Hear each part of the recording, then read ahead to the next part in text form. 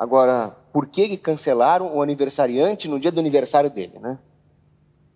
Essa é uma pergunta que talvez tenha origem desde os primórdios do cristianismo. Eu diria que nós poderíamos buscar resposta para isso nas heresias, a heresia ariana, por exemplo, que diz que Jesus era só um ser elevado, um ser humano com uma grande conexão com Deus, mas não era Deus. Isso é uma heresia, claríssima. E infelizmente existem pessoas dentro da igreja que acreditam nessa heresia.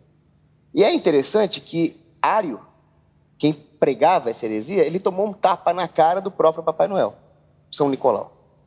Então hoje as pessoas cultuam apenas a imagem do Papai Noel consumista com a garrafinha da Coca-Cola e não se lembram que o Papai Noel verdadeiro, que é São Nicolau, agrediu justamente aquele que tentava tirar a divindade de Cristo do Natal, da humanidade.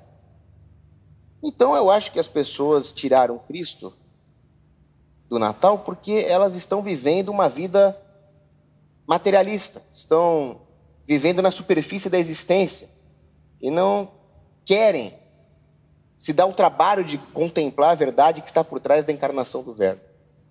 Porque isso nos obriga à humildade, e as pessoas não têm vontade de ser humildes. Elas querem ser o centro das atenções, elas querem primeiro ganhar presentes, depois elas querem brilhar na festa de Natal, e esquecem que quem tem que brilhar é o aniversariante, porque ele veio nos trazer uma mensagem. Ele veio nos trazer uma mensagem de que Deus ama a humanidade o suficiente para se fazer frágil por ela. E aí eu me lembro de um poema de José de Anchieta, que é uma das figuras basilares aí para a nossa cultura brasileira, e seria muito importante para o brasileiro resgatar a cristandade brasileira. Então, José de Anchieta dizia o seguinte, né? Ó menino de Belém, se sois Deus da eternidade, quem o fizeste desta idade? E aí Cristo responde, por te querer tão bem e te dar o estado eterno, por te dar eterno estado, fez-me assim o teu pecado. Então foi por causa dos nossos pecados que o Verbo se encarnou. Santo Agostinho dizia isso. Foi pela carne que Deus veio redimir a carne. E se não fosse o pecado do homem, nós não teríamos tido a felicidade de ter como Salvador o próprio Verbo encarnado. Félix culpa. Então, a primeira coisa que nós contemplamos ali no presépio é nós pecamos e precisamos de Deus feito homem para nos redimir, porque nós mesmos não podemos nos redimir sozinhos. A culpa do homem é infinita, ele ofendeu a infinita majestade de Deus. Então, só Deus feito homem poderia pagar o preço desse resgate. E será que as pessoas estão preparadas para contemplar o fato de que foi a nossa culpa? E nós somos tão pecadores assim a ponto de precisar de um Deus para nos resgatar? Eu acredito que não. Hoje nas missas, infelizmente, não se fala mais em pecado, não se fala mais no castigo do inferno, não se fala mais nem em purgatório. Ah, não, está tudo certo.